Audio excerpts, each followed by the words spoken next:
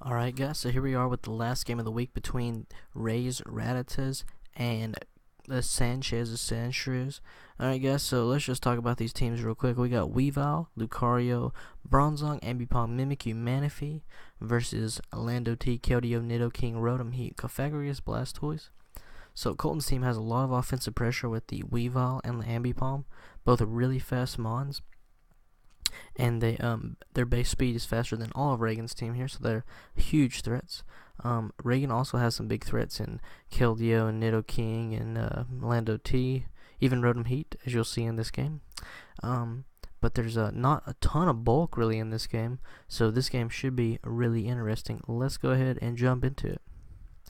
Okay, so on turn 1 we see the Nidoking Mimikyu lead here, and so Colton is afraid of the Sludge Wave. He doesn't want to just lose his disguise, because he knows if he loses his disguise, he'll just die on the next turn. So he goes and bails out to expecting a Sludge Wave. Smart play on his side. Reagan just switches out into Lando, because he wanted to get the Intimidate off on Mimikyu, so that was a good play too. So good play on both sides for turn 1. The U-turn does some nice damage there, as Colton's just going to get up his rocks for free. And now he's going to switch out into his Manaphy. I like this switch here because he knows that Blastoise can't really touch him. So he's running bulky Manaphy, I believe, and as Blastoise gets rid of the rocks and he sets up a Tail Glow. And the reason I say that is because this Nidoking comes in and outspeeds him, so I believe he's running bulky Manaphy. But this Sheer Force Life Orb T-Bolt does a ton of damage, which is huge, as Nidoking obviously is going to get one shot there. But still, he did a good job to drop Manaphy low. Now out comes the Blastoise. I think this is a really big, I don't think, I know, this is a really big misplay for Reagan, because he should have just gone straight into Keldeo. One thing that you have to pay attention to is speed tiers, and if you notice on turn 6, Nidoking did outspeed the Manaphy. Well, the Keldeo is faster than the Nidoking, and also Rotom Heat was as well. The best play, I know that because he sashed, as you'll, not sashed, excuse me, he scarfed, as you'll see later in the match. The best play would have gone straight into Rotom Heat and just click Volt Switch, because it would have killed, and then he would have Switch Initiative as well. So yeah, that's would have been the best play, just gone straight into Rotom Heat and Volt Switched. But because he just throws his Blastoise away for free here, as you will see, because that does nothing. And the Manaphy kills off the Blastoise.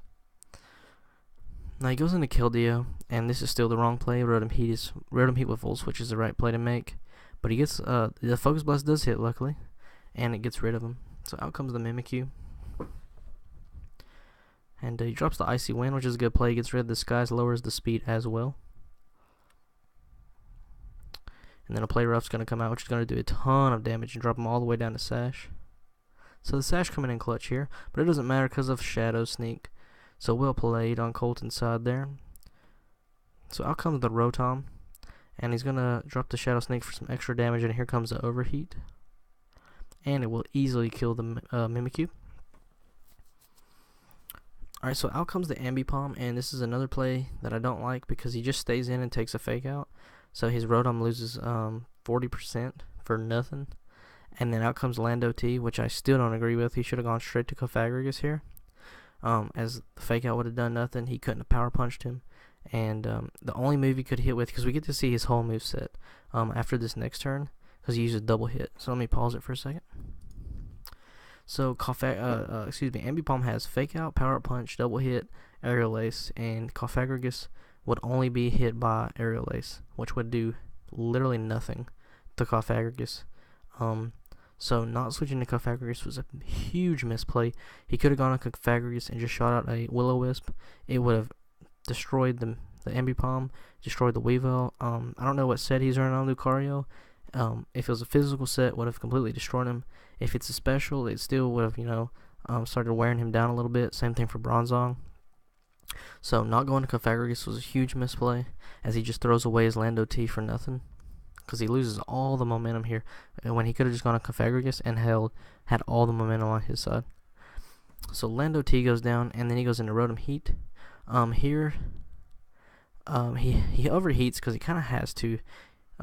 This is where having Blastoise or Lando T still around would be huge. Because he could have Volt Switched into one of them, but instead he has to Overheat. But even -2 Overheat does take out Lucario. That's why I said I didn't know what set he had, because we never got to see him do anything. Out comes the Weavile, and he just tries to Overheat again. It does a lot, but at -4, not enough. And the knockoff's going to finish off the Rotom. And then out comes the Cofagrigus. He should have switched before that play. The reason being is that Cofagrigus is going to die to this thing anyways. Cofagrigus cannot fight Weavile, obviously. So if he would have gone into this thing to begin with, just sacked Cofagrigus, then gone back into Rotom Heat, then he could have at least made it a 1-0 game instead of 2-0. So I think that would have been a much better play. He couldn't have won by switching because he would have had to use Overheat to kill, and then he would have been -2, and Bronzong could have finished him off pretty easily without dying, especially if he was running the Heat-proof one. But he's probably running Levitate because of Lando T. But who knows? We didn't get to see otherwise. Overall, though, a really good game from both sides.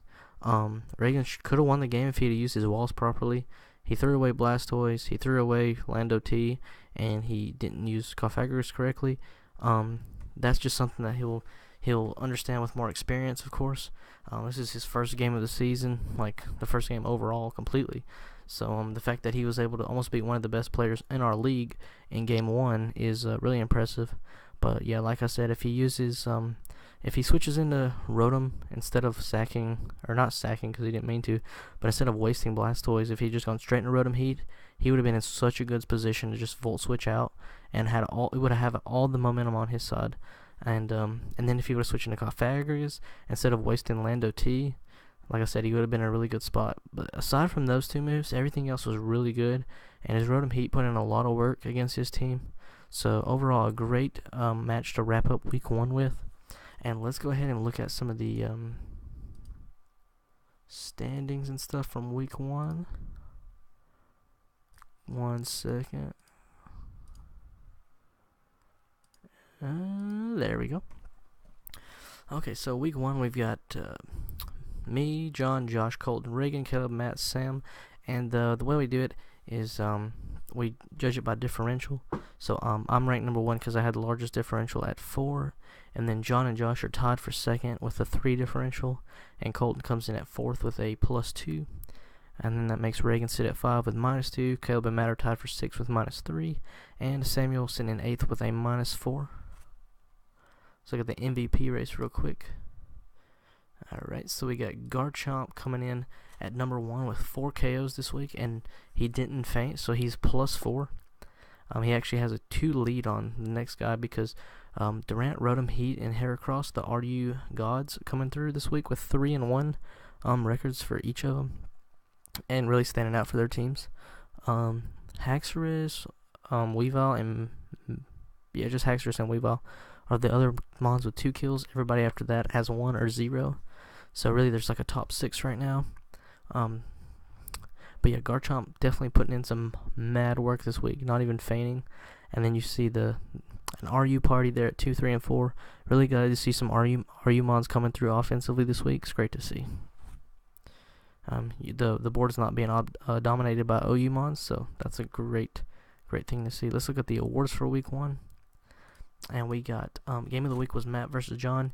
That was a 56-turn slugfest of wishes and protects and crazy plays. I don't even know. That was like, we seen a 3-turn protect, we seen 7-turn outrage, we seen a Jolly scarfed Ditto Mamoswine copy Ditto with under sticky webs that could potentially have swept the game, but I don't think it would have.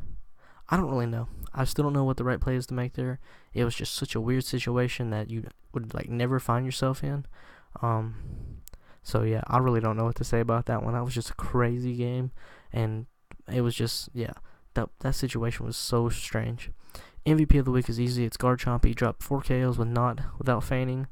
He was really huge at the end of that game. Yeah, that one's pretty easy. And then the play of the week goes to the Focus Sash on Heracross from Josh. The Jigglypuffs could have lost that game had the sash not been on the Heracross. as Kieran Black could have just like run a train to finish the game, but instead Heracross the Sash catches. He's able to take out the big boy KB, and Joshua Jigglypuffs are able to pull out a win in week 1. So that is all for week 1. It was amazing week 1. We had some really good games, some really close games, some crazy plays happen. We got to see some Pokemon stand out that, maybe we didn't expect to see. Overall, there was no just wasteful games like last season. We had some last season we had some games that were just really bad. But this week 1 was really, really solid. So thanks for watching, guys. I will see you next week for week number 2.